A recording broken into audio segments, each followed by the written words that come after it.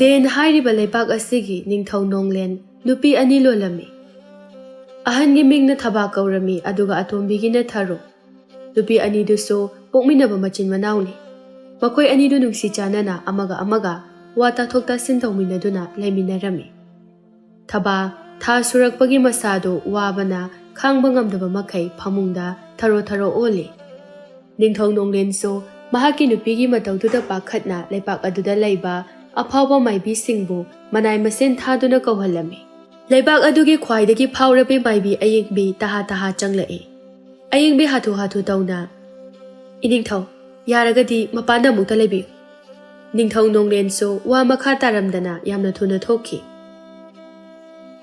ꯆꯍꯤ ꯈꯔ ꯍꯧꯖꯤꯟꯈ꯭ꯔꯕ ꯃꯇꯨꯡ ꯅꯤꯡꯊꯧ ꯅꯣꯡꯂꯦꯟ ꯃꯍꯥꯛꯀꯤ ꯅꯨꯄꯤ ꯑꯇꯣꯝꯕꯤꯒꯤ ꯑꯃꯠꯇ ꯌꯥꯎꯖꯕ ꯃꯆꯥꯅꯨꯄꯥ ꯈꯥꯕꯒ ꯑꯋꯥꯏ ꯑꯈꯨꯝ ꯇꯧꯗꯨꯅ ꯈꯠꯅꯔꯤ꯫ ꯅꯣꯡꯂꯦꯟ ꯁꯥꯎꯅ ꯃꯆꯥꯅꯨꯄꯥꯕꯨ ꯉꯥꯡꯂꯤ꯫ "ꯅꯪꯅ ꯇꯧꯔꯤꯕꯗꯨ ꯀꯔꯤꯅꯣ? ꯂꯩꯄꯥꯛ ꯑꯁꯤ ꯅꯪꯅ ꯃꯔꯝ ꯑꯣꯏꯗꯨꯅ ꯂꯩꯈꯥ ꯇꯥꯍꯟꯕꯗꯨꯔꯣ ꯅꯪꯅ ꯄꯥꯝꯂꯤꯕꯁꯦ?" ꯈꯥꯕ ꯀꯔꯦꯝꯅꯅ ꯅꯣꯛꯇꯨꯅ "ꯑꯩꯅ ꯀꯩꯗꯧꯔꯒꯦ ꯄꯥꯕꯨꯡ? ꯅꯪꯅ ꯀꯔꯤ ꯇꯧꯔꯒꯦꯕ? ꯅꯪꯅ ꯇꯧꯕ ꯈꯨꯗꯤꯡꯃꯛ ꯑꯩꯅ ꯈꯪꯉꯣꯏ ꯍꯥꯏꯅ ꯈꯟꯕ꯭ꯔꯣ? ꯅꯪ ꯌꯥꯝ ꯐꯠꯇꯕ ꯃꯆꯥꯅꯤ꯫ ꯅꯪ ꯅꯁꯥꯅ ꯇꯧꯔꯤꯕ ꯊꯕꯛ ꯑꯗꯣ ꯈꯪꯗꯦ ꯍꯥꯏꯕ ꯉꯝꯕ? ꯅꯪꯕꯨ ꯀꯔꯝꯅ ꯂꯩꯄꯥꯛ ꯑꯁꯤ ꯄꯥꯜꯍꯧꯒꯗꯧꯔꯤꯕꯒꯦ? ꯃꯁꯤꯗ ꯄꯥꯕꯨꯡꯅ ꯋꯥꯕꯤꯌꯨ ꯍꯥꯏꯗꯦꯗ꯫ ꯅꯍꯥꯛꯅ ꯍꯦꯛ ꯁꯤꯈꯤꯕ ꯃꯇꯝꯗ ꯂꯩꯄꯥꯛ ꯑꯁꯦ ꯑꯩꯅ ꯍꯥꯏꯅ ꯍꯨꯝꯅ ꯄꯥꯜꯍꯧꯒꯗꯧꯔꯤꯕꯅꯤ꯫ ꯅꯣꯡꯂꯦꯟ ꯁꯥꯎꯅ ꯃꯆꯥꯅꯨꯄꯥꯒꯤ ꯃꯃꯥꯏꯗ ꯈꯨꯄꯥꯛꯅ ꯊꯥꯔꯝꯃꯤ꯫ ꯉꯁꯥꯏꯗꯒꯤ ꯇꯨꯃꯤꯟꯅ ꯂꯩꯗꯨꯅ ꯋꯥꯔꯤ ꯇꯥꯔꯝꯕ ꯊꯔꯣꯗꯨ ꯃꯆꯥꯗ ꯈꯨꯄꯥꯛꯅ ꯊꯥꯈꯤꯕ ꯑꯗꯨꯗ ꯄꯥꯈꯠꯅ ꯃꯆꯥꯒꯤ ꯃꯁꯥꯗ ꯄꯥꯏꯗꯨꯅ ꯀꯣꯏꯂꯩ ꯂꯩꯗꯨꯅ ꯍꯪꯂꯛꯏ꯫ "ꯏꯆꯥ ꯀꯗꯥꯏꯗ ꯁꯣꯛꯑꯦ? ꯏꯃꯥꯗ ꯍꯥꯏꯌꯨꯁꯦ꯫ ꯅꯄꯥꯅ ꯅꯪꯉꯣꯟꯗ ꯀꯥꯏꯗ ꯐꯨꯒꯦ?" ꯊꯔꯣ ꯌꯥꯝ ꯄꯥꯈꯠꯅ ꯃꯆꯥꯒꯤ ꯃꯁꯥꯗ ꯄꯥꯏꯗꯨꯅ ꯀꯞꯉꯥꯡ ꯇꯧꯗꯨꯅ ꯍꯪꯂꯤ꯫ ꯈꯥꯕ ꯁꯥꯎꯔꯞ ꯇꯧꯅ ꯃꯃꯥꯒꯤ ꯃꯈꯨꯠꯇꯨ ꯀꯟꯊꯣꯛꯇꯨꯅ "ꯌꯥꯔꯦ ꯏꯃꯥ, ꯑꯩ ꯂꯣꯏꯅ ꯈꯪꯉꯤ꯫ ꯏꯃꯥꯅ ꯑꯩꯁꯦ ꯄꯣꯛꯄ ꯑꯣꯏꯔꯝꯃꯣꯏ ꯍꯥꯏꯕ ꯑꯩ ꯈꯪꯉꯤ." ꯊꯔꯣ ꯉꯛꯅ ꯃꯆꯥꯗ ꯌꯦꯡꯗꯨꯅ "ꯀꯔꯤꯅꯣ ꯅꯪꯅ ꯍꯥꯏꯔꯤꯕꯗꯨꯕꯣ? ꯅꯍꯥꯛꯁꯦ ꯑꯩꯅ ꯊꯥꯕꯨꯡ ꯇꯔꯥ ꯅꯥꯎꯐꯨꯗꯨꯅ ꯄꯣꯛꯂꯤꯕ ꯑꯩꯅ ꯑꯃꯠꯇ ꯄꯣꯛꯆꯕ ꯑꯩꯒꯤ ꯏꯆꯥꯅꯤꯅꯦꯍꯦ." ꯈꯥꯕ ꯀꯔꯦꯝꯅꯅ "ꯑꯗꯨꯅꯔ ꯄꯥꯕꯨꯡꯅ ꯑꯩꯕꯨ ꯄꯣꯛꯇꯕ ꯃꯆꯥꯒꯨꯝꯅ ꯑꯩꯉꯣꯟꯗ ꯇꯥꯊꯤ ꯇꯥꯊꯤ ꯇꯧꯔꯤꯕꯁꯦ?"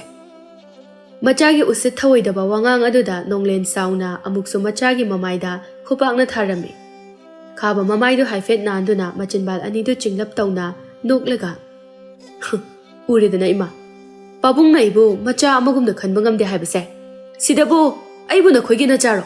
ꯊꯔꯣ ꯃꯄꯨꯔꯣꯏꯕꯗ ꯋꯥꯔꯧꯅ ꯌꯦꯡꯂꯛꯂꯝꯃꯤ ꯑꯗꯨꯒ ꯑꯃꯨꯛꯁꯨ ꯃꯆꯥꯗ ꯑꯣꯟꯁꯤꯜꯂꯛꯇꯨꯅ "ꯏꯆꯥ, ꯀꯔꯤꯅꯣ ꯅꯪꯅ ꯍꯥꯏꯔꯤꯕꯗꯣ? ꯅꯍꯥꯛꯇꯤ ꯑꯩꯒꯤ ꯑꯃꯠꯇ ꯌꯥꯎꯖꯕ ꯏꯆꯥꯅꯤ꯫ ꯏꯆꯥꯕꯨ ꯀꯅꯥꯅ ꯑꯩꯒꯤ ꯏꯆꯥ ꯅꯠꯇꯦ ꯍꯥꯏꯔꯤꯕꯅꯣ? ꯏꯃꯥꯗ ꯃꯁꯛ ꯇꯥꯛꯎ, ꯃꯇꯤꯛ ꯆꯥꯕ ꯋꯥꯔꯛꯀꯦ." ꯈꯥꯕ ꯈꯣꯟꯖꯦꯜ ꯀꯜꯂꯞꯅ "ꯌꯥꯔꯦ ꯏꯃꯥ, ꯇꯥꯅꯤꯡꯗ꯭ꯔꯦ ꯅꯪꯒꯤ ꯋꯥꯗꯣ." ꯑꯃꯨꯛꯁꯨ ꯃꯄꯥꯗ ꯑꯣꯟꯁꯤꯜꯂꯒ "ꯑꯗꯨꯒ ꯄꯥꯕꯨꯡ, ꯃꯇꯨꯡ ꯑꯩꯒꯤ ꯂꯝꯕꯤꯗ ꯌꯦꯠꯀꯦ ꯈꯜꯂꯛꯑꯕ ꯏꯄꯥ ꯑꯣꯏꯔꯕꯁꯨ ꯑꯐꯕ ꯑꯣꯏꯔꯣꯏ." ꯋꯥꯍꯩ ꯑꯗꯨ ꯍꯥꯏꯔꯝꯗꯨꯅ ꯁꯥꯎꯅ ꯊꯣꯛꯈꯤꯔꯝꯃꯤ꯫ ꯊꯔꯣ ꯍꯧꯖꯤꯛꯇꯤ ꯌꯥꯝꯅ ꯄꯦꯟꯗꯅ ꯅꯤꯡꯊꯧꯗ ꯋꯥꯀꯠꯄ ꯍꯧꯔꯛꯂꯝꯃꯤ꯫ "ꯏꯅꯤꯡꯊꯧ, ꯄꯦꯜꯂꯕ꯭ꯔꯥ? ꯅꯆꯥꯅꯨꯄꯥꯅ ꯁꯥꯎꯔꯒ ꯊꯣꯛꯈꯤꯕꯁꯦ? ꯑꯗꯨꯒ ꯏꯅꯤꯡꯊꯧꯅ ꯀꯔꯤꯒꯤꯅꯣ ꯅꯆꯥꯅꯨꯄꯥꯕꯨ ꯑꯁꯨꯛ ꯌꯥꯝꯅ ꯌꯦꯡꯊꯤꯔꯤꯕꯁꯤꯕꯣ?" ꯅꯣꯡꯂꯦꯟ ꯃꯍꯥꯛꯀꯤ ꯅꯨꯄꯤꯗ ꯌꯦꯡꯗꯨꯅ "ꯊꯔꯣ, ꯅꯆꯥꯅꯨꯄꯥꯁꯦ ꯂꯝ ꯌꯥꯝꯅ ꯍꯦꯜꯂꯤꯅꯦꯍꯦ꯫ ꯃꯥꯅ ꯃꯔꯝ ꯑꯣꯏꯔꯒ ꯂꯩꯕꯥꯛ ꯑꯁꯤꯗ ꯂꯩꯕ ꯂꯩꯁꯥꯕꯤꯁꯤꯡꯗ ꯃꯍꯥꯛꯅ ꯉꯝꯃꯤ ꯃꯇꯥꯒꯨꯝ ꯃꯈꯣꯏꯒꯤ ꯄꯨꯟꯁꯤꯕꯨ ꯀꯔꯤꯁꯨ ꯂꯩꯇꯅ ꯈꯟꯗꯨꯅ ꯃꯥꯡꯍꯜꯂꯤ꯫ ꯃꯁꯤꯗ ꯑꯩꯅ ꯈꯪꯅ ꯈꯪꯁꯤꯟꯅꯗꯕ ꯁꯥꯈꯤꯒꯗ꯭ꯔꯥ? ꯂꯩꯄꯥꯛ ꯑꯁꯦ ꯃꯍꯥꯛꯅ ꯃꯔꯝ ꯑꯣꯏꯔꯒ ꯃꯥꯡꯂꯗ꯭ꯔꯥ?" ꯊꯔꯣꯁꯨ ꯃꯄꯨꯔꯣꯏꯕꯒꯤ ꯋꯥꯍꯩ ꯑꯗꯨꯗ ꯉꯥꯏꯍꯥꯛꯇꯤ ꯋꯥ ꯉꯥꯡꯐꯝ ꯑꯃꯠꯇ ꯂꯩꯔꯝꯗꯦ꯫ ꯃꯍꯥꯛꯁꯨ ꯈꯪꯂꯤꯕꯅꯤ ꯃꯆꯥꯅ ꯇꯧꯔꯤꯕ ꯑꯔꯥꯟꯕ ꯄꯨꯝꯕ, ꯑꯗꯨꯕꯨ ꯃꯆꯥꯕꯨ ꯅꯨꯡꯁꯤꯕꯒꯤ ꯃꯌꯥꯏꯅ ꯈꯪꯗꯕ ꯑꯃꯒꯨꯝꯅ ꯃꯆꯥꯕꯨ ꯀꯟꯈꯠꯇꯨꯅ ꯂꯥꯛꯂꯤ꯫ ꯉꯁꯤꯁꯨ ꯃꯤꯀꯨꯞꯁꯤꯗꯁꯨ ꯀꯟꯈꯠꯂꯤ꯫ ꯅꯣꯡꯂꯦꯟ ꯑꯃꯨꯛꯀꯁꯨ ꯃꯈꯥ ꯇꯥꯔꯛꯏ꯫ "ꯑꯩꯁꯨ ꯏꯆꯥꯕꯨ ꯅꯨꯡꯁꯤ, ꯑꯗꯨꯕꯨ ꯅꯨꯡꯁꯤ ꯍꯥꯏꯗꯨꯅ ꯃꯥꯅ ꯍꯥꯏꯕ ꯈꯨꯗꯤꯡꯃꯛ ꯑꯗꯨꯝ ꯌꯥꯈꯤꯁꯤ ꯍꯥꯏꯔꯤꯕ꯭ꯔꯥ? ꯃꯥꯅ ꯃꯔꯝ ꯑꯣꯏꯔꯒ ꯂꯩꯄꯥꯛ ꯑꯁꯦ ꯂꯩꯈꯥ ꯇꯥꯍꯟꯕꯗꯣ ꯑꯩ ꯄꯥꯝꯗꯦ." ꯃꯁꯤ ꯍꯥꯏꯗꯨꯅ ꯃꯍꯥꯛꯀꯤ ꯅꯨꯄꯤꯒꯤ ꯋꯥ ꯑꯃꯠꯇ ꯇꯥꯗꯅ ꯌꯥꯝꯅ ꯁꯥꯎꯅ ꯊꯣꯛꯈꯤꯔꯝꯃꯤ꯫ ꯊꯔꯣꯗꯤ ꯃꯍꯥꯛꯀꯤ ꯃꯄꯨꯔꯣꯏꯕꯅ ꯍꯥꯏꯕꯗꯨ ꯆꯨꯝꯃꯤ ꯍꯥꯏꯅ ꯈꯟꯗꯅ ꯃꯥꯒꯤ ꯃꯆꯥꯕꯨ ꯊꯧꯑꯣꯏꯗ꯭ꯔꯦ ꯍꯥꯏꯕꯒꯤ ꯃꯇꯥꯒꯨꯝꯅ ꯌꯥꯝꯅ ꯄꯦꯟꯗꯅ ꯁꯣꯟꯖꯔꯤ꯫ "ꯏꯅꯤꯡꯊꯧ, ꯅꯍꯥꯛꯅ ꯑꯩꯕꯨ ꯃꯤꯔꯥꯏꯕ ꯑꯩꯒꯤ ꯏꯆꯦ ꯊꯕꯥ ꯂꯩꯕꯒꯤ ꯅꯠꯇ꯭ꯔꯥ? ꯃꯗꯨ ꯑꯣꯏꯔꯕꯗꯤ ꯑꯩꯁꯨ ꯑꯩꯒꯤ ꯏꯆꯦꯕꯨ ꯏꯈꯨꯠꯃꯛꯅ ꯍꯥꯠꯄ ꯉꯝꯒꯅꯤ, ꯍꯥꯠꯁꯨ ꯍꯥꯠꯀꯅꯤ, ꯑꯩꯅ ꯁꯣꯏꯗꯅ ꯍꯥꯠꯀꯅꯤ." Thaba phamungduda masa ison sone hiptuna leire. Tanja aduda ningthau nonglen su changlai. Thaba mapuroiba changlakpa ubada nokmi tauduna. Iningthau. Nonglen thaba na hipliba phamung adugi nakan matai waida famduna. Thaba. Karigino nahak na chakchadi haisibo. Thaba tapna. Iningthau. Ai hang asidi chakchaning maphaudi. Nonglen su thabagi mataududa nungaitana. Thaba. Nangna waramgadaba pumnamak ai khangini he. Nahakna suk sangma chahi asi phawba. Nahakki na chabu tingsingduna leire haiba ai khang. Haujikti pumnamak haukhre. Loikhrabe. Nahak kauthokpa tamlo. Thaba nokmi tauduna taplapna hairei. Ai kaisu khandeda. Iningthau. Haukrabadi haukre. Ai nungaitaba karisu khandiye. Karisu khande hairaso nokmi maithong aduda su tari awabagi mami ama. Aduna adumak khangba ngamle. Mahakki machabu ningsingli haiba haujik phawbada. Ningthau nonglen su yamna nungaitana mahakki nupibu nungsine yengjarei. Makhoi anigi mataudu tharona thongjin marumdagi lona yenglame. Madu urubadagi hena mahakki mache thababu hatkani haiduna singduna leirame. Yamna pikpa khungang amada yaifaren kauba nupa ama leirame. Mahak masak matau awatpa karisu leiramde. Mahakpu khuladugi miyoi singna yamna nungsibirame. Mahakka magi mama ayingbiga makhoi anikhak yamna harau leiminarame. Ayingbi mahakki macha yaifarenbu yumdagi mapan thokhandana yamna cheksinna kanasu khanghandana thamlame. Yaifarel sangol aduda san sangom sumna wari sanari sannaduga. Angangbi ngasidi nakhoigi achapot ahau mayam pizadoini maramokpagi. Sanduso marol khangba amagumna momo haiduna masu khonglei. Pizau hairiba matagumna khonglibani. Pizani. Ado ngaihak leiramuko. Ai sangom se thamlukige. San adusu yaifarel da yengduna mangak tamak nomlami. Yaifarel so sangom hapa partin adu paiduna imungda changsilai. Mahakna changlakpada mama ayingbido chak thongduna leirami. Ayingbi machabu ubada hairei.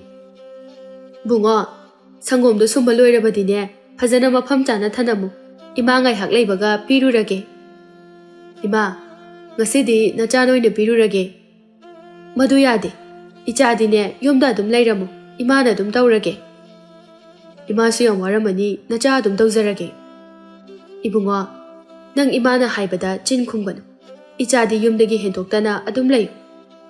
Yaifarel maithong adu iman mansinna mamada nungaitana yengduna hairei. Ima, karigino nachabo yumdagi mapan thohanjibasiba. Ayingbi nofet tauduna. Ichadi imagi mityengi wangmadagi chathoktana adum leihaningbagini. Yaifarel nungaitana. Ima, nang yang waraba. Nacha aigidama khanbada nang yang warabro ima. Ima wadeda. Ichagidamaktadi ima wade. Ado, aisu ngarang loihodaba inkhon matekto amta loisulukige. Hoi. Yaifarel su imungdagi thokhirame. Machana thokhibadu ubada mama adudi mamittagi mapi sinthana machana chatkibadu yengjahawi. Wakhaldasu asumna khanjari. Ibungo, nang imabu thadoktuna chatkinuko. Ichana imabu thadoktuna chatkrabadi ima yamna wahogani. Asumna khanna chaktu thonglami. Ngaihak leibaga chaksu thongba loiraduna sangom hapa patradu paiduna sangom piba chatlami. Ayingbi hek thokhibaga Yaifarelgi mamanaba abungsu changlaktuna Yaifarelbu kaurei. Yaifa! Ho Yaifa! Tabro! Yaifa! Yaifarel taraduna khumlaklami. Maningda lao, ai hingol tauriye! Abungsu Yaifarel na hingol tauribadu adugi manakta maningda laklami. Yaifarelbu yengduna hairei. Yaifa! Aikoi thangnabada leiba leipak aduda koiba chatluse. Ayam chatningeba. Abo, aido imana yagadaba mandi. As, yanaba hainoba chatluseba. Hoi, hainaragabudi yenge. Ado, yadaba yaroiko. Aidi yai haina khaladabani. Adudi ai chaleko. Abungsu chatkirame. Yaifarel naso abungna hairamba wafam adu yaningba phawi. ꯑꯗꯨꯕꯨ ꯃꯥꯅ ꯀꯔꯝꯅ ꯋꯥꯐꯝ ꯑꯁꯤ ꯃꯃꯥꯗ ꯍꯧꯗꯣꯛꯀꯅꯤ ꯈꯟꯕꯗ ꯃꯍꯥꯛ ꯋꯥꯈꯜ ꯁꯥꯔꯝꯃꯤ꯫ ꯏꯃꯥꯅꯕꯨ ꯆꯠꯀꯦ ꯌꯥꯔꯛꯀꯗ꯭ꯔꯅꯦ? ꯌꯥꯔꯛꯑꯣꯏꯅꯦ ꯈꯪꯉꯦꯕ꯫ ꯑꯗꯨꯗꯤ ꯑꯩ ꯀꯔꯝ ꯆꯠꯀꯅꯤ ꯃꯐꯝꯗꯨꯗ? ꯑꯗꯨ ꯅꯠꯇ꯭ꯔꯒꯅ ꯑꯩ ꯏꯃꯥ ꯈꯪꯍꯟꯗꯅ ꯃꯐꯝ ꯑꯗꯨꯗ ꯇꯨꯃꯤꯟꯅ ꯆꯠꯂꯁꯤꯔꯥ? ꯃꯁꯤꯅ ꯐꯒꯗꯕ ꯃꯥꯜꯂꯤ꯫ ꯌꯥꯏꯐꯔꯦꯜ ꯈꯟꯕ ꯌꯥꯕ ꯈꯜꯂꯕ ꯃꯇꯨꯡꯗ ꯃꯃꯥꯗ ꯍꯥꯏꯔꯝꯗꯅ ꯆꯠꯂꯒꯦ ꯍꯥꯏꯕꯁꯤꯅ ꯆꯞ ꯌꯨꯡꯅ ꯈꯜꯂꯝꯃꯤ꯫ ꯉꯥꯏꯍꯥꯛ ꯂꯩꯕꯒ ꯑꯌꯤꯡꯕꯤꯁꯨ ꯍꯜꯂꯛꯂꯦ꯫ ꯄꯨꯡꯉꯣ, ꯂꯥꯛꯑꯣ ꯆꯥꯛ ꯆꯥꯔꯁꯤ꯫ ꯅꯈꯨꯠ ꯅꯁꯥꯗꯣ ꯍꯥꯝꯗꯣꯛꯂꯨꯔꯣ꯫ ꯌꯥꯏꯐꯔꯦꯜꯁꯨ ꯇꯧꯔꯝꯕ ꯊꯕꯛꯇꯨ ꯇꯣꯛꯂꯒ ꯃꯈꯨꯠ ꯃꯁꯥꯗꯣ ꯍꯥꯝꯗꯣꯛꯂꯒ ꯃꯃꯥ ꯃꯆꯥ ꯑꯅꯤꯗꯨ ꯍꯔꯥꯎ ꯍꯔꯥꯎꯅ ꯆꯥꯛ ꯆꯥꯃꯤꯟꯅꯔꯝꯃꯤ꯫ ꯑꯁꯨꯝ ꯇꯧꯅ ꯅꯨꯃꯤꯠ ꯑꯗꯨꯁꯨ ꯍꯧꯈꯤꯔꯝꯃꯤ꯫ ꯑꯌꯤꯡꯕꯤꯅ ꯍꯦꯛ ꯍꯧꯒꯠꯂꯛꯄꯒ ꯃꯁꯥ ꯃꯔꯨ ꯁꯦꯡꯗꯣꯛꯂꯕ ꯃꯇꯨꯡꯗ ꯃꯆꯥꯕꯨ ꯍꯧꯗꯣꯛꯄ ꯆꯪꯂꯛꯂꯝꯃꯤ꯫ ꯑꯗꯨꯕꯨ ꯃꯆꯥꯅꯨꯄꯥ ꯌꯥꯏꯐꯔꯦꯜ ꯑꯗꯨꯗꯤ ꯐꯃꯨꯡꯗ ꯂꯩꯔꯝꯗ꯭ꯔꯤ꯫ ꯃꯆꯥꯅꯨꯄꯥ ꯂꯩꯔꯝꯗꯕ ꯑꯗꯨꯗ ꯄꯥꯈꯠꯅ ꯏꯃꯨꯡ ꯁꯤꯟꯕ ꯊꯨꯡꯅ ꯃꯆꯥꯕꯨ ꯀꯧꯗꯨꯅ ꯊꯤꯔꯝꯃꯤ꯫ ꯐꯅ ꯀꯧꯔꯕꯁꯨ ꯈꯨꯝꯂꯛꯇꯕꯗꯨꯗ ꯑꯃꯨꯛꯁꯨ ꯃꯆꯥꯒꯤ ꯀꯥ ꯑꯗꯨꯗ ꯀꯞꯅ ꯀꯞꯅ ꯆꯪꯂꯛꯏ꯫ ꯏꯕꯨꯡꯉꯣ, ꯅꯪꯕꯨ ꯀꯗꯥꯏꯗ ꯂꯩꯕꯒꯦ?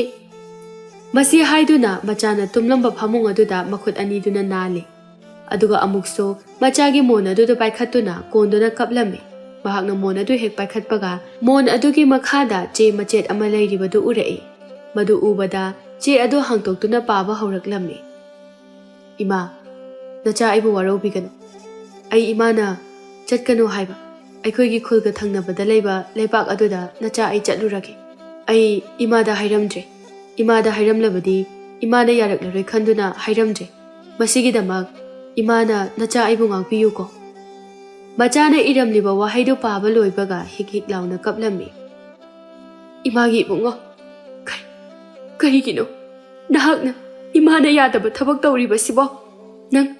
ꯅꯪ ꯏꯃꯥꯕꯨ ꯊꯥꯗꯣꯛꯇꯨꯅ ꯆꯠꯂꯒꯦ ꯍꯥꯏꯅ ꯈꯜꯂꯕ꯭ꯔꯣ?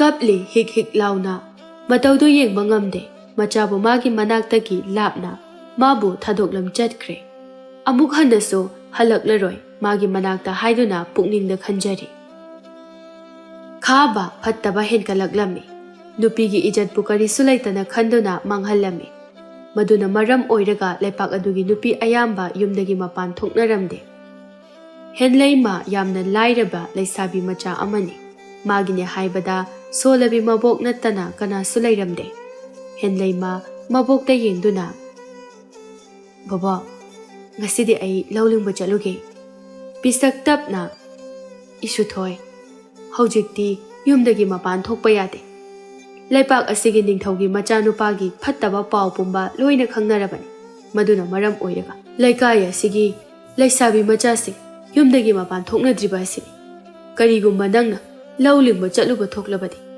mahakna nangbu karigumba ukhrabadi isubu awafamda tagadawribani henleima no fet tawduna baba kaisu tawreba ai chaluge ko isu thoibiye nangbu bubokna haibasi lawni he as ai kaisu tawreba ai di chaluduni ko wahaisi haiduna harau harau imungda changkhirami pisaksu masuna changkhibaduda wakhalwana yengduna leihawi ngaihak leibaga henleima imungdagi lawlingbada setnanaba firol sing adu setuna thoraklami aduga mangolda famduna leiriba mabokda onsinduna hairei baba adudi naso mu chalokhige masi haiduna harau harau thongalda thoglei ningthau nonglen machanupagi khanbada mathayamna sarami matha marak asida mahaki nupi tharogi lamchatso ahongba kaya laklami aduna mahakna tharogi wakhal kharadang oirabaso khandanaba mahakna tharobu kupsen senarami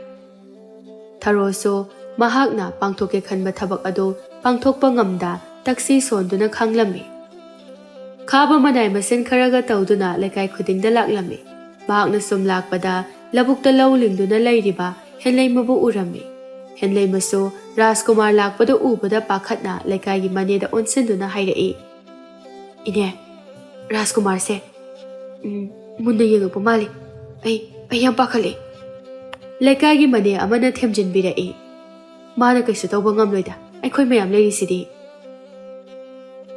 khabaso haibaga tawbaga henleimada munna yengduna hairei sagenbi mathakta amukta kakhatpiro yaragadi henleima tasanadaba saduna le khabaso hande ꯑꯗꯨꯃꯛ ꯀꯔꯦꯝꯅꯗꯨꯅ ꯅꯣꯛꯃꯤ ꯇꯧꯗꯨꯅ ꯇꯥꯕꯤꯗ꯭ꯔꯕ꯭ꯔꯣ ꯁꯛꯍꯦꯟꯕꯤ?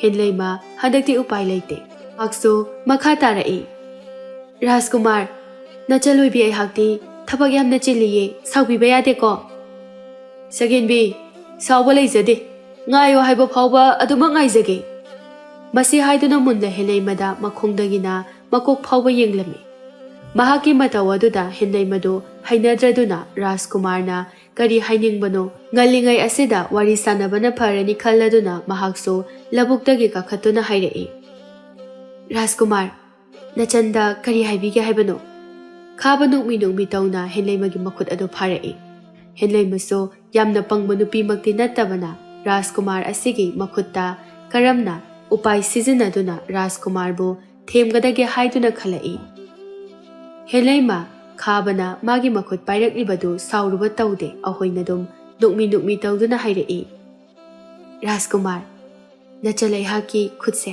ꯉꯥꯏꯍꯥꯛꯇꯪꯗꯤ ꯊꯥꯗꯣꯛꯄꯤꯌꯨꯕ ꯈꯨꯠꯁꯦ ꯅꯥꯕꯅ ꯌꯥꯗ꯭ꯔꯦ ꯈꯥꯕ ꯀꯔꯤ ꯋꯥꯈꯟꯕꯨ ꯈꯜꯂꯛꯄꯅꯣ ꯍꯦꯟꯂꯩꯃꯒꯤ ꯄꯥꯏꯔꯝꯕ ꯃꯈꯨꯠꯇꯨ ꯇꯞꯅ ꯊꯥꯗꯣꯔꯛꯏ ꯈꯥꯕ ꯑꯃꯨꯛꯀꯁꯨ ꯍꯦꯟꯂꯩꯃꯒꯤ ꯃꯃꯥꯏꯒꯤ ꯁꯔꯨꯛꯇꯨꯗꯁꯨ ꯃꯨꯟꯅ ꯌꯦꯡꯉꯤ ꯉꯧꯔꯣꯛ ꯉꯧꯕ ꯃꯃꯥꯏ ꯃꯆꯥ ꯑꯗꯨꯗ ꯁꯥꯔꯕ ꯅꯨꯡꯁꯥ ꯑꯗꯨꯗ ꯊꯕꯛ ꯁꯨꯔꯨꯕꯒꯤ ꯉꯥꯡꯂꯤ ꯇꯧꯔꯤ ꯃꯃꯥꯏ ꯅꯥꯀꯟꯗꯁꯨ ꯆꯟꯗꯟ ꯈꯔꯁꯨ ꯇꯩꯁꯤꯜꯂꯤ ꯃꯃꯤꯠ ꯑꯅꯤꯗ ꯌꯦꯡꯂꯨꯏ ꯇꯔꯥꯎ ꯃꯤꯠꯇꯨꯅ ꯏꯀꯥꯏꯅ ꯅꯣꯛꯐꯦꯠ ꯇꯧꯅ ꯂꯩꯔꯤ ꯈꯥꯕ ꯋꯥꯈꯜꯗ ꯈꯜꯂꯤ ꯍꯩ ꯁꯤꯗꯤ ꯐꯖꯩꯅꯦꯍꯦ ꯃꯁꯤꯗꯤ ꯌꯦꯡꯂꯤꯕ ꯃꯈꯩ ꯁꯨꯛꯄꯦꯟ ꯄꯦꯟꯗꯦ ꯌꯨꯝꯗ ꯑꯣꯏꯅ ꯊꯝꯕꯅ ꯐꯔꯅꯤ ꯅꯨꯃꯤꯠ ꯈꯨꯗꯤꯡ ꯃꯥꯒꯤ ꯁꯛꯇꯝꯇꯕꯨ ꯌꯦꯡꯖꯅꯕ ꯍꯦꯟꯂꯩꯃ ꯈꯥꯕꯅ ꯃꯉꯣꯟꯗ ꯃꯨꯟꯅ ꯌꯦꯡꯗꯨꯅ ꯂꯩꯕ ꯑꯗꯨꯗ ꯍꯩꯅꯗ꯭ꯔꯗꯨꯅ ꯀꯧꯔꯛꯏ ꯔꯥꯖꯀꯨꯃꯥꯔ ꯍꯦꯟꯂꯩꯃꯅ ꯔꯥꯖꯀꯨꯃꯥꯔ ꯍꯥꯏꯅ ꯀꯧꯔꯛꯄ ꯑꯗꯨꯗ ꯒ꯭ꯌꯥꯟ ꯈꯪꯂꯥꯛ ꯂꯥꯛꯏ ꯀꯔꯤ ꯍꯥꯏꯒꯅꯤ ꯁꯛꯍꯦꯟꯕꯤ ꯍꯦꯟꯂꯩꯃ ꯏꯔꯥꯡ ꯄꯨꯕ ꯃꯤꯅꯣꯛ ꯑꯃꯒ ꯂꯣꯏꯅꯅ ꯍꯥꯏꯔꯛꯏ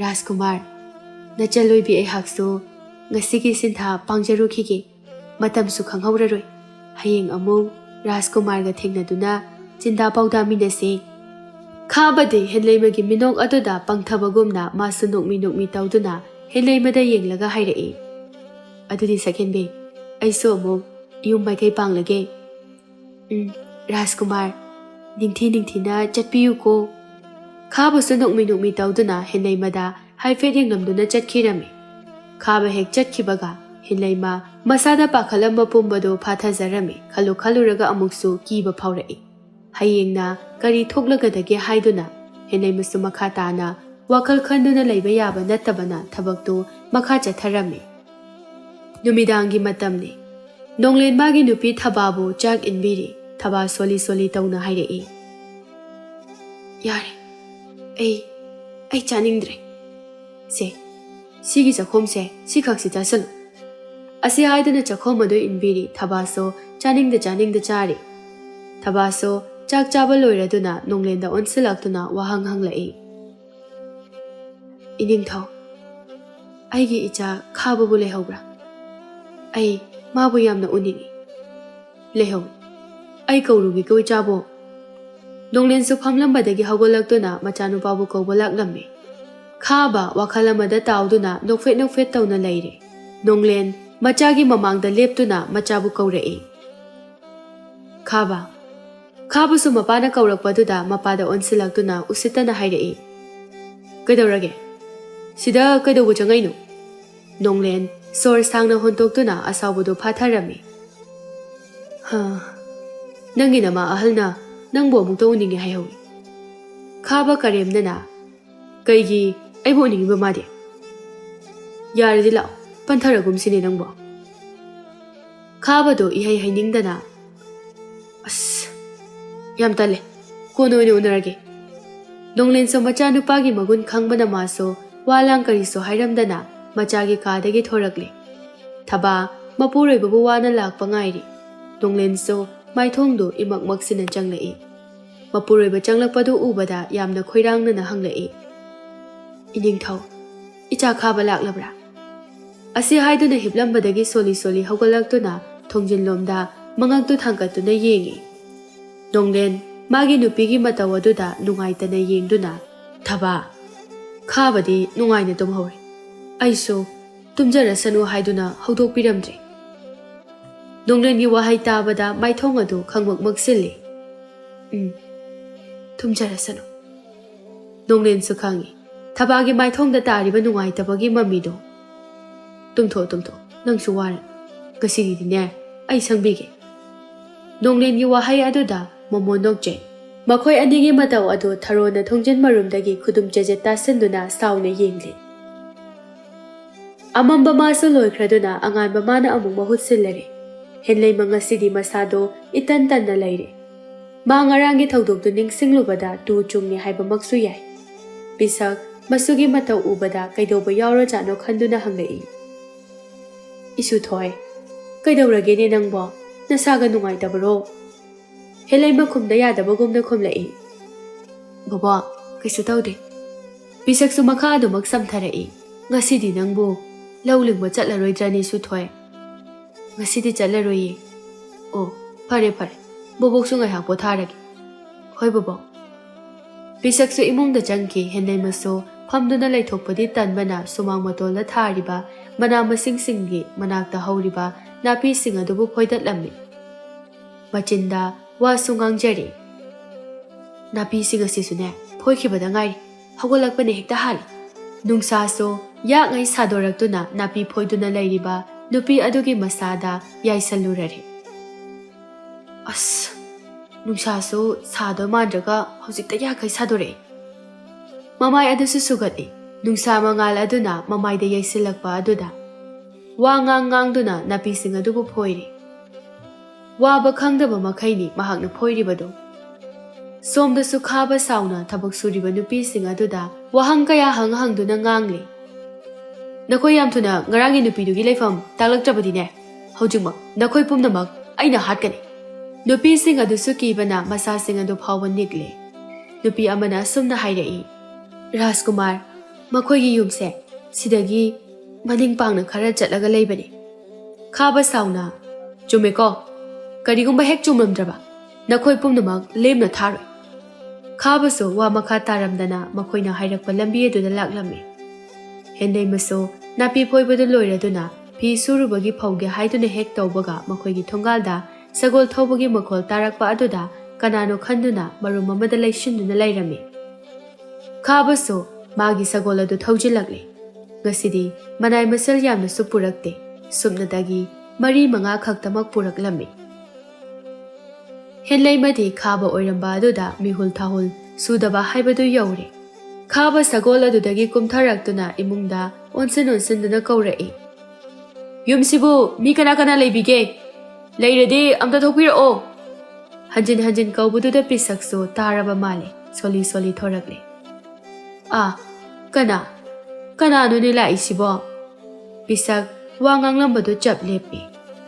Khaba noki tauduna ahaladuda yengduna. Abo nasunupi leiradi amta kauthorao.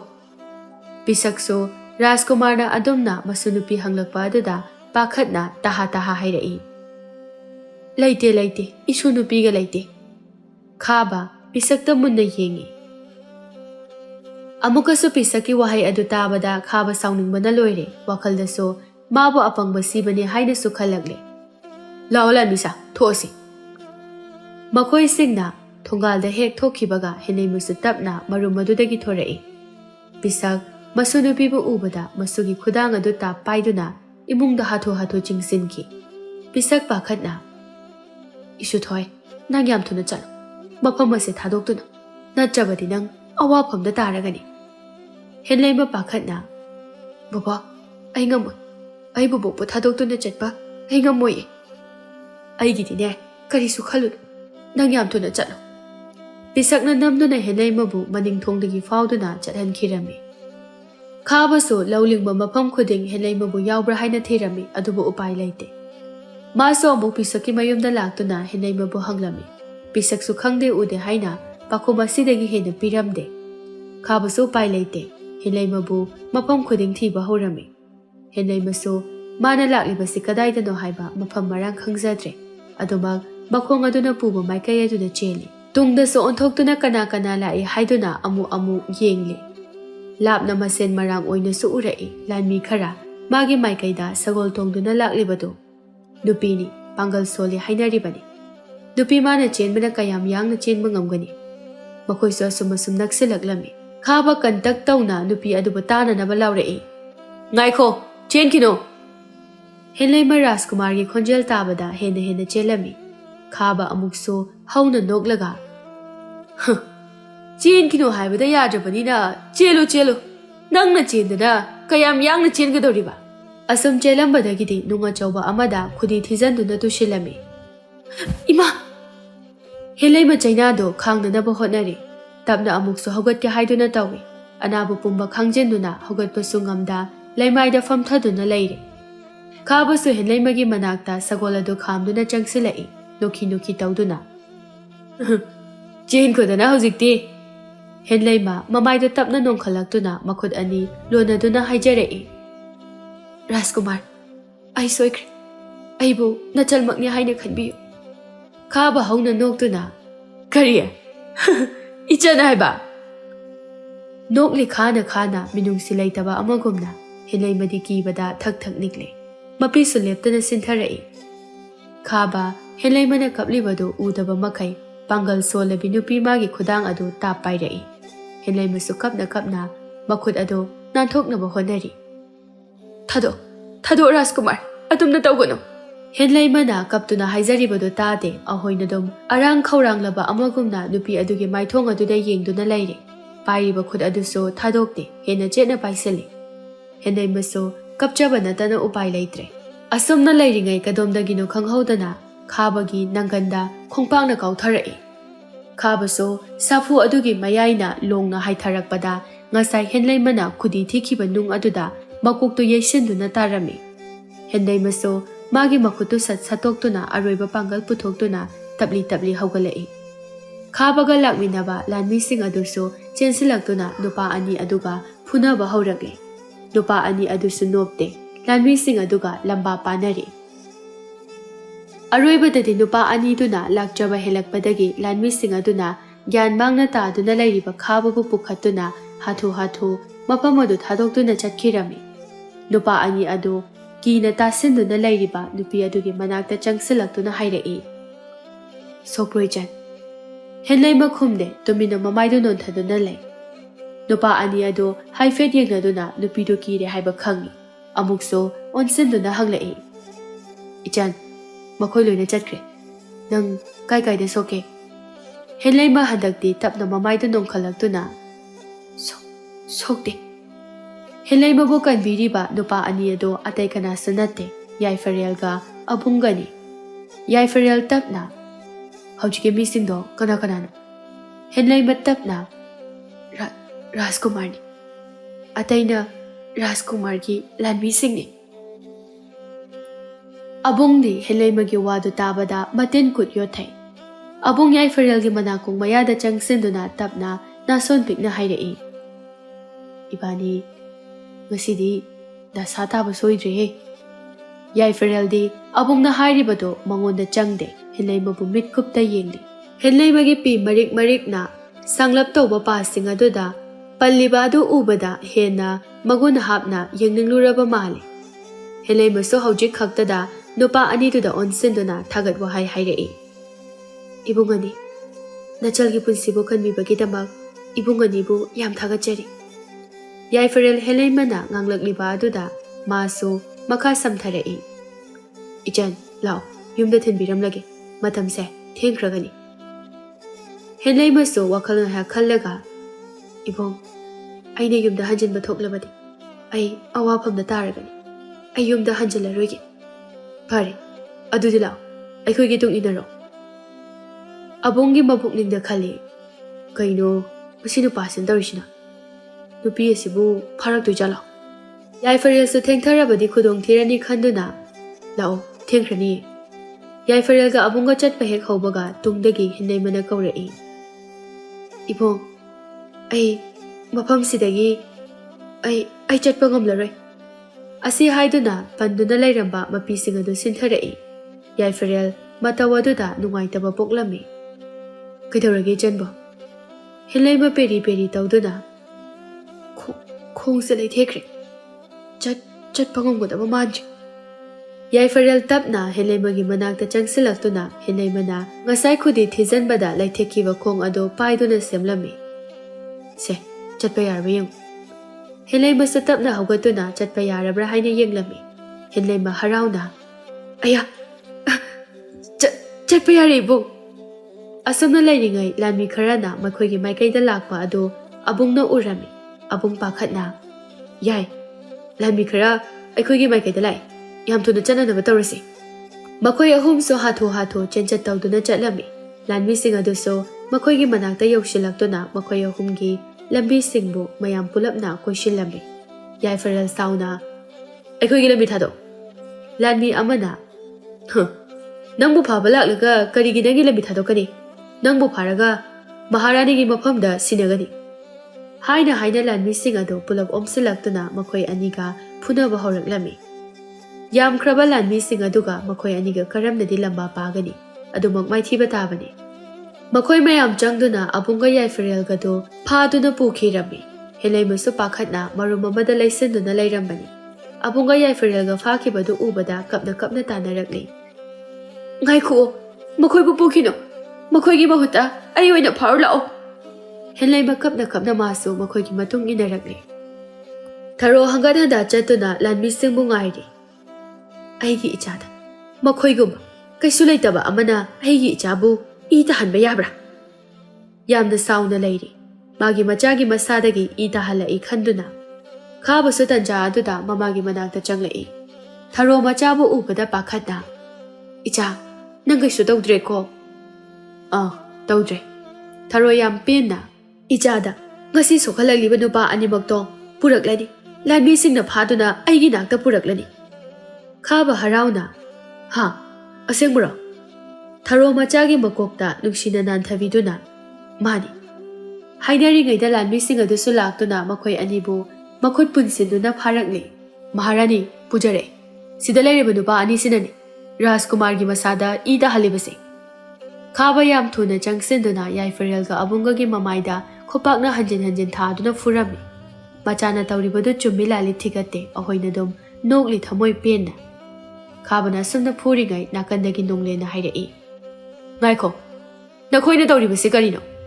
ꯊꯔꯣ ꯁꯥꯎꯅ, ꯃꯈꯣꯏ ꯑꯅꯤ ꯑꯁꯤꯅ ꯑꯩꯒꯤ ꯑꯃꯠꯇ ꯉꯥꯏꯔꯕ ꯏꯆꯥ ꯑꯁꯤꯗ ꯏ ꯇꯥꯍꯟꯕꯅꯤ, ꯃꯈꯣꯏꯕꯨ ꯆꯩꯔꯥꯛ ꯄꯤꯕꯤꯌꯨ ꯏꯅꯤꯡꯊꯧ꯫ ꯅꯣꯡꯂꯦꯟꯁꯨ ꯃꯆꯥꯕꯨ ꯅꯨꯡꯁꯤꯕ ꯀꯧꯕꯅꯤꯅ ꯁꯥꯎꯅꯤꯡꯕꯗꯨ ꯐꯥꯎꯔꯕ ꯃꯥꯜꯂꯤ꯫ ꯅꯨꯄꯥ ꯑꯅꯤꯗꯨꯗ ꯑꯣꯟꯁꯤꯟꯗꯨꯅ ꯍꯥꯏꯔꯛꯏ, ꯍꯥꯏꯔꯤꯁꯦ ꯀꯩꯅꯣ? ꯅꯣꯏ ꯑꯅꯤꯅ ꯔꯥꯖꯀꯨꯃꯥꯔ ꯑꯃꯕꯨ ꯏ ꯇꯥꯅꯕ ꯐꯨꯕ ꯍꯧꯅꯕ꯭ꯔꯥ? ꯌꯥꯏꯐꯔꯦꯜ ꯇꯞꯅ, ꯏꯅꯤꯡꯊꯧ, ꯑꯩꯈꯣই ꯃꯥꯕꯨ ꯔꯥꯖꯀꯨꯃꯥꯔꯅꯤ ꯍꯥꯏꯕ ꯈꯪꯗꯦ꯫ ꯑꯩꯈꯣꯏꯗꯤ ꯏꯆꯝ ꯆꯝꯅ ꯅꯨꯄꯤ ꯃꯆꯥ ꯑꯃꯒꯤ ꯊꯋꯥꯏ ꯀꯟꯕꯤꯕꯅꯤ꯫ ꯅꯣꯡꯂꯦꯟ ꯉꯛꯅ, ꯀꯅꯥꯒꯤ ꯊꯋꯥꯏ ꯀꯟꯕꯤꯕ?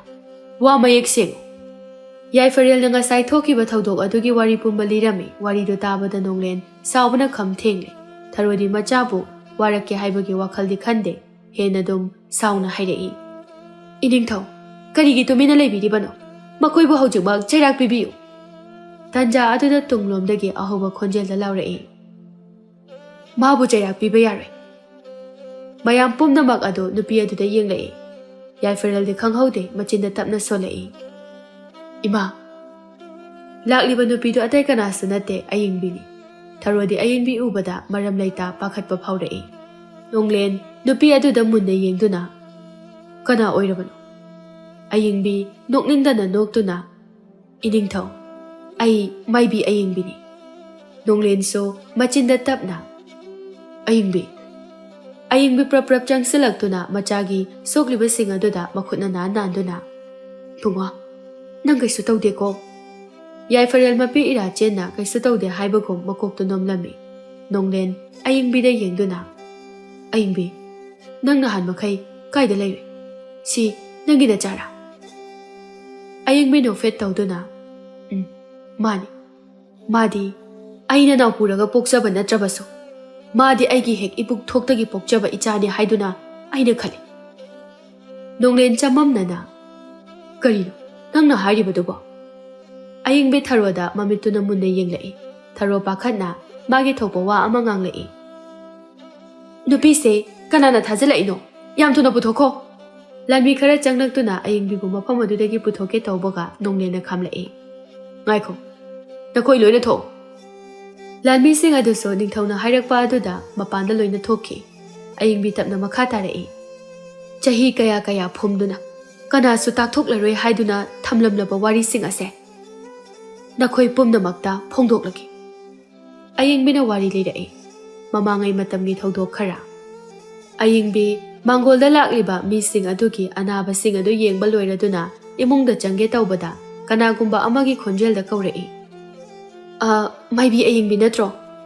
ꯑꯏꯪꯕꯤꯁꯨ ꯇꯞꯅ ꯂꯩꯊꯣꯔꯛꯄꯗ ꯂꯩꯄꯥꯛ ꯑꯁꯤꯒꯤ ꯃꯍꯥꯔꯥꯅꯤ ꯑꯣꯏꯔꯝꯕ ꯑꯗꯨꯗ ꯍꯔꯥꯎꯅ ꯇꯔꯥꯝ ꯇꯔꯥꯝ ꯀꯧꯁꯤꯜꯂꯛꯏ꯫ ꯃꯍꯥꯔꯥꯅꯤ, ꯂꯦꯡꯁꯤꯟꯕꯤꯔꯛꯑꯣ ꯁꯤꯗ꯫ ꯃꯁꯤ ꯍꯥꯏꯗꯨꯅ ꯐꯤꯗꯥ ꯑꯃ ꯄꯤꯔꯝꯃꯤ꯫ ꯊꯔꯣꯁꯨ ꯐꯝꯅ ꯐꯝꯅ ꯋꯥ ꯍꯥꯏꯔꯛꯏ꯫ ꯅꯪꯉꯣꯟꯗ ꯋꯥ ꯈꯔ ꯍꯥꯏꯒꯦ ꯈꯟꯗꯨꯅ ꯂꯥꯛꯄꯅꯤ꯫ ꯀꯔꯤ ꯋꯥꯅꯣ? ꯍꯦꯛꯇ ꯍꯥꯏꯕꯤꯌꯨ꯫ ꯊꯔꯣ ꯈꯔ ꯂꯨꯁꯜꯂꯞ ꯇꯧꯅ ꯍꯥꯏꯔꯛꯏ꯫ ꯑꯩꯅ ꯁꯤꯗ ꯂꯥꯛꯏꯁꯦ ꯑꯇꯩꯒꯤ ꯅꯠꯇꯦ꯫ ꯅꯪꯗꯤ ꯂꯩꯄꯥꯛ ꯑꯁꯤꯒꯤ ꯐꯥꯎꯔꯕ ꯑꯃꯥꯏꯕꯤꯅꯤꯗꯣ꯫ ꯑꯩꯒꯤ ꯏꯆꯦ ꯊꯕꯥꯒꯤ ꯊꯥ ꯁꯨꯔꯛꯄꯒꯤ ꯃꯆꯥ ꯎꯅꯕꯗ ꯅꯪꯅ ꯁꯣꯏꯗꯅ ꯎꯅꯕꯤꯒꯅꯤ ꯍꯥꯏꯅ ꯑꯩꯅ ꯈꯜꯂꯤ꯫ ꯀꯔꯤꯒꯨꯝꯕ ꯅꯪꯅ ꯎꯅꯕ ꯊꯣꯛꯂꯕꯗꯤ ꯑꯉꯥꯡ ꯑꯗꯣ ꯍꯥꯠꯇꯣꯛꯈꯤꯒꯗꯕꯅꯤ꯫ ꯑꯩꯅ ꯍꯥꯏꯔꯤꯕ ꯊꯕꯛ ꯑꯁꯦ ꯅꯪꯅ ꯍꯦꯛ ꯄꯥꯡꯊꯣꯛꯄ ꯊꯣꯛꯂꯕ ꯁꯅꯥ ꯂꯨꯄꯥꯗꯁꯨ ꯅꯠꯇꯅ ꯅꯪꯅ ꯄꯥꯝꯃꯤ ꯍꯥꯏꯔꯤꯕ ꯃꯈꯩ ꯑꯩꯅ ꯄꯤꯒꯅꯤ꯫ ꯑꯏꯪꯕꯤ ꯋꯥꯗꯨ ꯇꯥꯕꯗ ꯉꯛꯅ ꯊꯕꯥꯗ ꯌꯦꯡꯂꯛꯏ꯫ ꯍꯥꯏꯕꯤꯔꯤꯕꯁꯤꯕꯨ ꯑꯩꯅ ꯍꯥꯏꯔꯤꯕ ꯄꯨꯝꯅꯃꯛ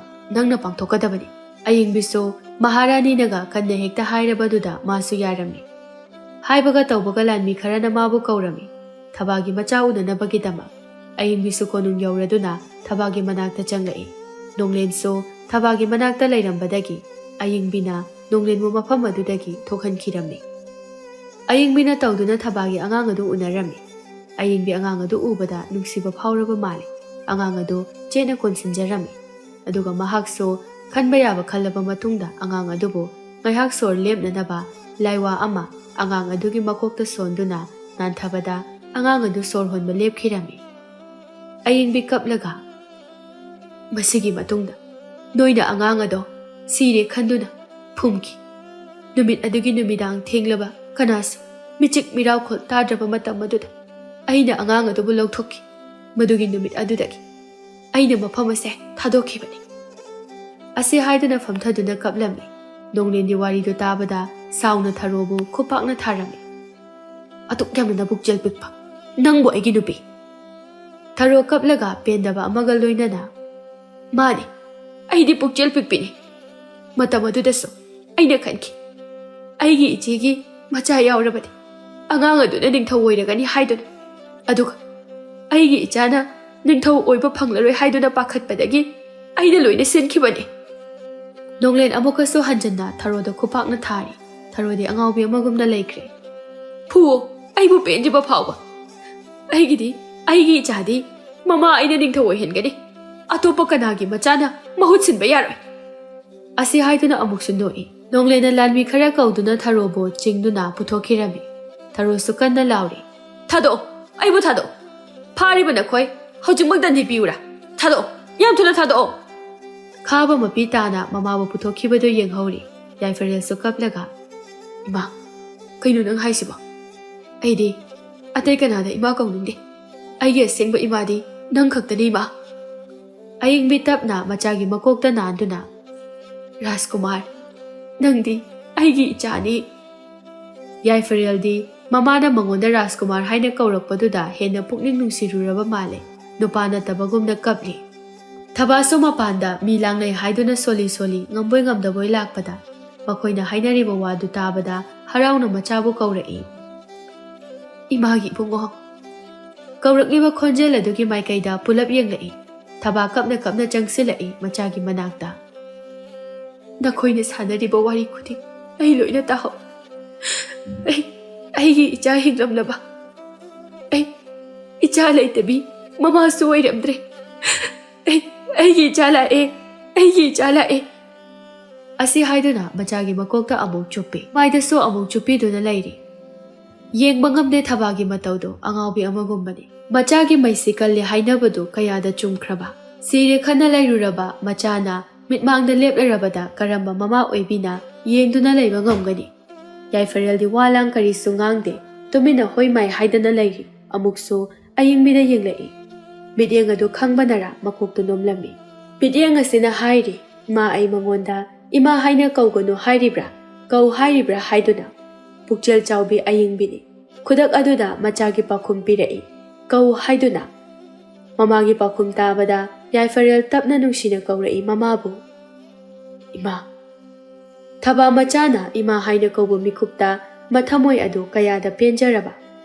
ꯈꯥꯕ ꯃꯄꯤ ꯇꯥꯅ ꯌꯥꯏꯐꯔꯦꯜꯗ ꯈꯨꯔꯨꯝꯖꯔꯛꯏ꯫ ꯏꯌꯥꯝꯕ, ꯅꯅꯥꯎ ꯂꯥꯟꯖꯔꯦ꯫ ꯑꯩ ꯏꯌꯥꯝꯕꯕꯨ ꯃꯁꯛ ꯈꯪꯂꯨꯗ꯭ꯔꯤ꯫ ꯑꯩ ꯌꯥꯝꯅ ꯂꯥꯜꯂꯦ꯫ ꯑꯩꯕꯨ ꯑꯃꯨꯛꯇ ꯉꯥꯛꯄꯤꯌꯨ꯫ ꯌꯥꯏꯐꯔꯦꯜ ꯇꯞꯅ ꯃꯅꯥꯎꯕꯨ ꯍꯧꯒꯠꯄꯤ꯫ ꯁꯦ, ꯍꯧꯒꯠꯂꯨ꯫ ꯑꯗꯨꯃꯥꯏꯅ ꯇꯧꯒꯅꯨ꯫ ꯑꯩ ꯀꯩꯁꯨ ꯁꯥꯎꯕ ꯂꯩꯇꯦ꯫ ꯑꯁꯤ ꯍꯥꯏꯗꯨꯅ ꯃꯆꯤꯜ ꯃꯅꯥꯎ ꯑꯅꯤꯗꯨ ꯅꯨꯡꯁꯤꯅꯅ ꯀꯣꯟꯁꯤꯟꯅꯖꯔꯝꯃꯤ꯫ ꯃꯆꯤꯜ ꯃꯅꯥꯎ ꯑꯅꯤꯒꯤ ꯃꯇꯧ ꯎꯕꯗ ꯀꯌꯥꯗ ꯄꯦꯟꯖꯔꯕ ꯃꯄꯥ ꯃꯃꯥ ꯑꯣꯏꯕꯁꯤꯡꯅꯤ꯫ ꯇꯥꯟꯖꯥꯗꯨꯗ ꯃꯆꯤꯜ ꯃꯅꯥꯎ ꯑꯅꯤꯒꯤ ꯅꯥꯀꯟꯗ ꯅꯨꯄꯤ ꯑꯃꯅ ꯀꯧꯔꯛꯏ, ꯔꯥꯖꯀꯨꯃꯥꯔ꯫ ꯃꯆꯤꯜ ꯃꯅꯥꯎ ꯑꯅꯤꯗꯨ ꯀꯧꯔꯛꯂꯤꯕ ꯅꯨꯄꯤ ꯑꯗꯨꯒꯤ ꯃꯥꯏꯀꯩꯗ ꯌꯦꯡꯗꯨꯅ ꯆꯞ ꯃꯥꯟꯅꯕ ꯈꯣꯟꯖꯦꯜꯗ, ꯀꯩ ꯍꯥꯏꯒꯦ?